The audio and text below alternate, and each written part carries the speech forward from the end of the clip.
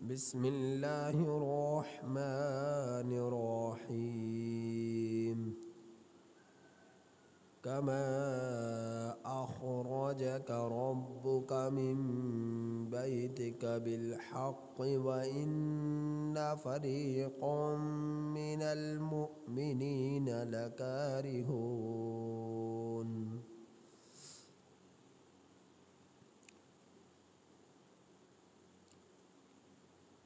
يجادلونك في الحق بعدما تبين كأنما يساقون إلى الموت وهم ينظرون۔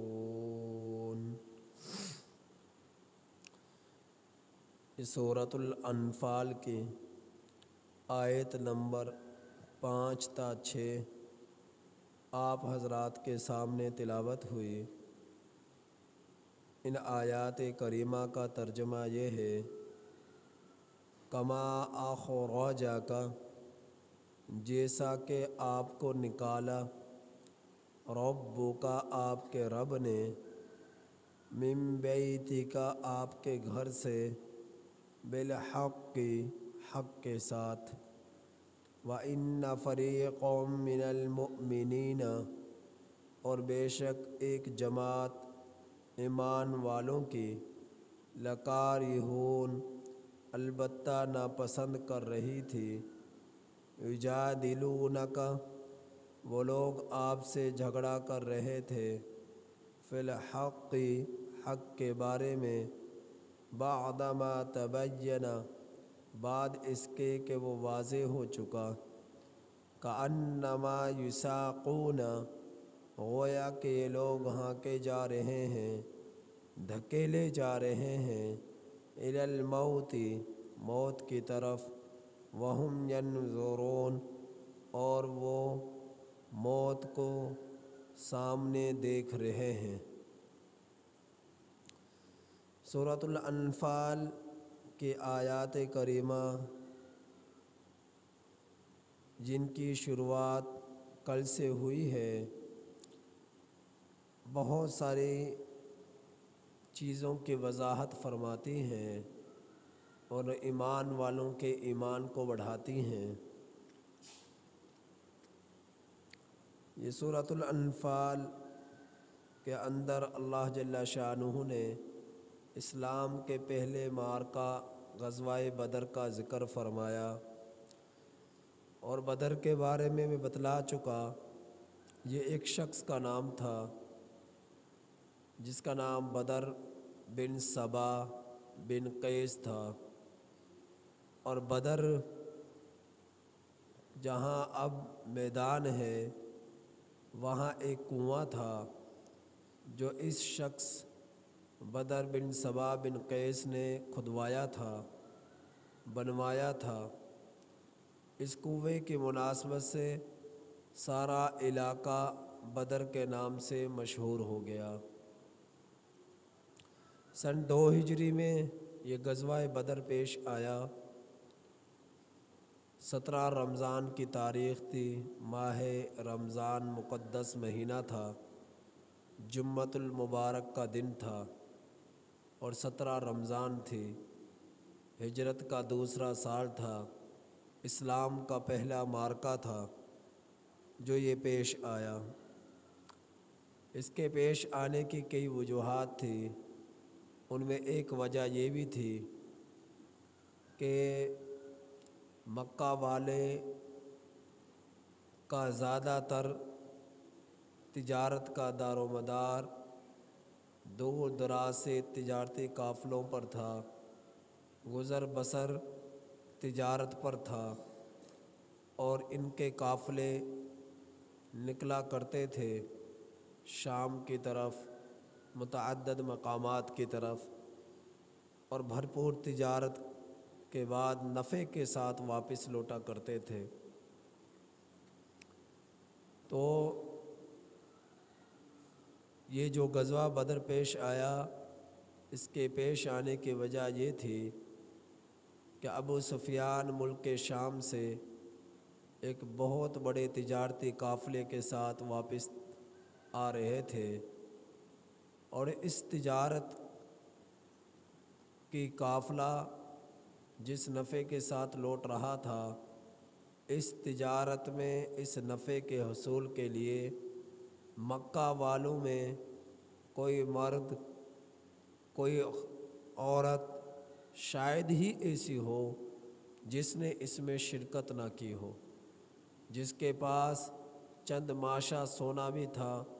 تھوڑی بہت مقدار بھی تھی، اس نے بھی اپنا اس میں حصہ ڈالا تاکہ اس کا نفع ہمیں بھی پہنچ جائے، ہمیں بھی مل جائے۔ تو جس کی مقدار مفسرین نے جو بتلائی ہے، آج کے دور کے مطابق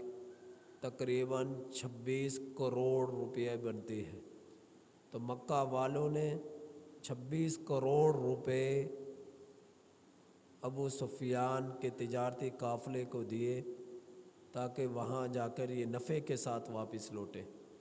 تو 26 کروڑ روپے سے زائد نفع کے ساتھ جب واپس لوٹ رہے تھے، نبی کریم صلی اللہ علیہ وسلم کے علم میں آیا تو اللہ رب العزت نے آپ کے دل میں یہ بات ڈالی کہ چونکہ مکہ والوں کی یہ تجارتی قافلہ جان تھی، اور یہ سارا نچوڑ تھا تجارت کا اور نفع کا، کہ اگر ان کی اس طاقت کو توڑ دیا جائے تو یہ کمزور ہو جائیں گے۔ تو نبی کریم صلی اللہ علیہ وسلم کے جب علم میں آیا کہ ابو سفیان تجارتی قافلے کے ساتھ آ رہا ہے، تو صحابہ اکرام رضی اللہ تعالیٰ عنہم اجمعین سے مشورہ کیا اور حکم دیا کہ چلو ان مکہ والوں کی، مشرکین کی جو ہے، ان کے غرور کو اور ان کی طاقت کو توڑتے ہیں۔ تو چونکہ آپ کا ارادہ، آپ کے دل میں خیال کا آنا، ادھر سے اللہ کے حکم کا ملنا، یہ گویا یہ اللہ کی طرف سے جہاد کرنے کا حکم تھا، جو اسلام کا پہلا معرکہ تھا۔ تو یہ سب پر فرض نہ تھا۔ نبی کریم صلی اللہ علیہ وسلم نے صحابہ رضی اللہ تعالیٰ عنہم اجمعین سے فرمایا کہ تم میں سے جن کے پاس سواریاں ہیں وہ نکلیں۔ مجموعی طور پر سب کے لیے لازم قرار نہیں دیا، بلکہ یہ فرمایا جن کے پاس سواریاں ہیں وہ نکلیں، سب نہ نکلیں، جن کے پاس سواریاں ہیں وہ نکلیں۔ اب جن کے پاس سواریاں تھیں وہ نکلے، تو بہت سارے لوگ ایسے بھی تھے کہ جو گھروں میں رہے، بہت سارے ایسے بھی تھے جن کے پاس سواری نام کی کوئی چیز نہ تھی، اور پھر سب پر فرض نہ تھا، اس لیے کچھ نکلے اور بہت سارے نہیں بھی نکلے۔ اب جب ان کچھ نکلنے والوں کی تعداد کو گنا گیا، وہ 313 یا 314 ان کی تعداد تھی۔ آپ صلی اللہ علیہ وسلم کو شامل کیا جائے 313 میں تو پھر 314 تھے، اور اگر 314 تھے نبی کریم صلی اللہ علیہ وسلم کو شامل کیا جائے تو 315 ہو گئے،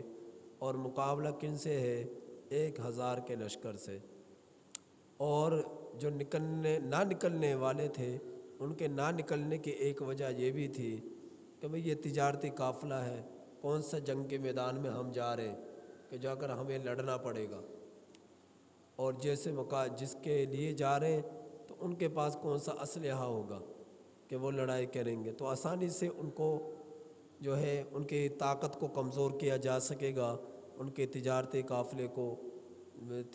قافلے کو سے سارا ساز و سامان ان کا حاصل کر لینے کے بعد، تو اس لیے بھی کچھ مسلمان نہیں نکلے۔ لیکن جو نکلے، اللہ کے رسول صلی اللہ علیہ وسلم کے فرمان کو سن کر انہوں نے فوراً کمر کس لی اور تیاری پکڑ لی، اور وہ نکلنے کے لیے تیار ہو گئے۔ اب جب یہ نکلے، ادھر سے ابو جہل کو مکہ میں معلوم ہو گیا کہ جی ہمارے تجارتی قافلے کو لوٹنے کے لیے مسلمان مدینہ سے نکل چکے ہیں، تو وہ بھی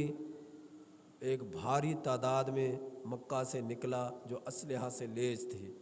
بدر کی طرف۔ ادھر سے ابو سفیان اپنا تجارتی قافلہ لے کر آ رہا ہے،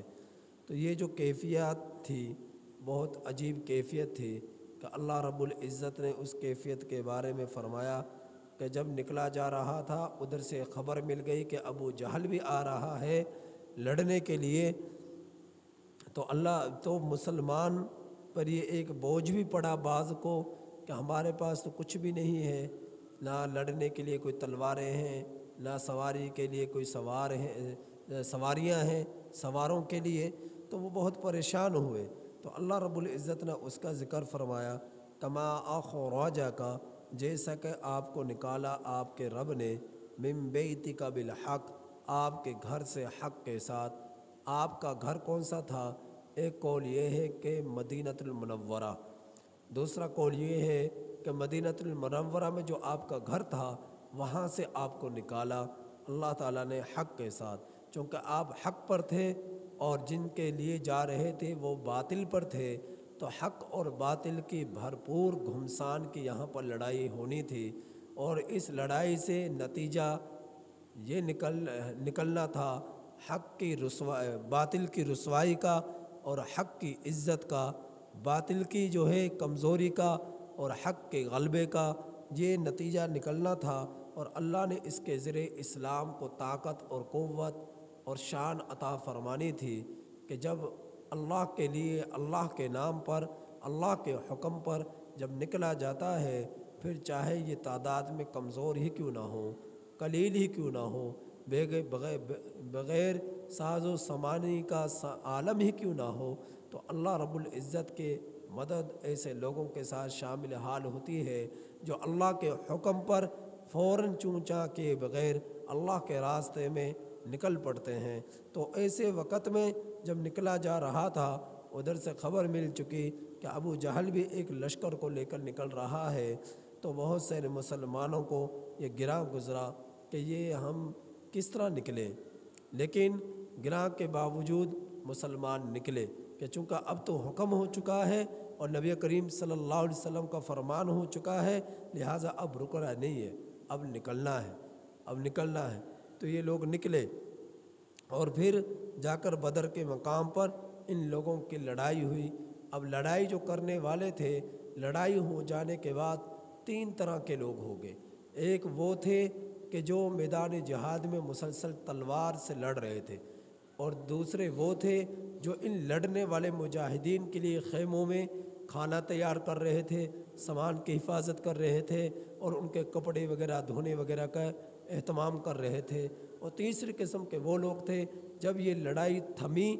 رکی اور کافر دم دبا کر بھاگے، تو ان بھاگنے والوں کا تعاقب کرتے ہوئے آگے تک وہ نکلے،